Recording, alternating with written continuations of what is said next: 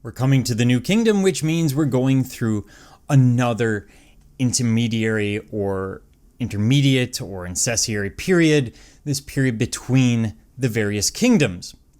And again, we're moving ahead. So we've gone through the second intermediate. We're kind of going through it right now as I speak. And it's going to be another time of civil war.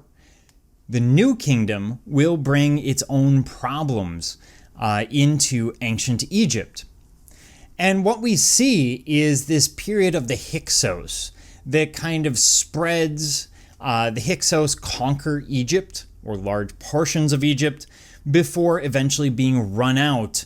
And the thought is that the Hyksos come in and they're using iron tools or using chariots and other implements that the Egyptians just haven't mastered. And then they run them out by basically mastering those tools, those weapons, resulting in a new kingdom that actually extends not just through Egypt and far south into Punt and elsewhere, but north across the Sinai, through Israel, parts of Syria, and into parts of Turkey.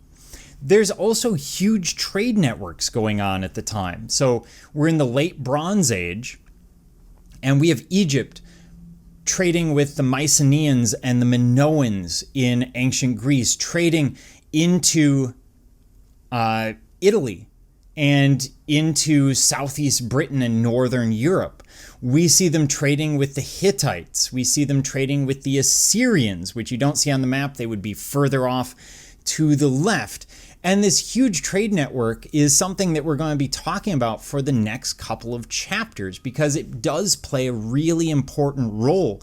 And all of these societies are likely still trading with the Indus Valley. We have the Silk Roads or the Proto-Silk Roads running off to the east. We have more trade going off into Northern Europe on the other side. So there's a lot of materials coming in, and this becomes important because it means that these societies, such as Egypt, can focus on the things that they have, and they're not going to be worried about trying to grow trees. They don't need to. They can get trees from Lebanon or from Turkey or from Italy. They can get materials from places that are going to be able to get them cheaper, and getting them and shipping them can often be cheaper.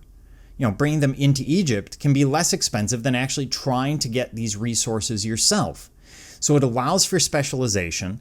It allows for greater variety in terms of artwork, in terms of architecture, in terms of really what the society has available to it.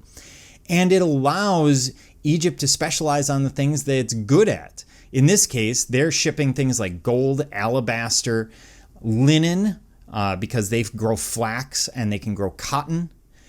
They grow grain. They create ornaments. They have ivory coming up from Africa. So these trade routes are incredibly important.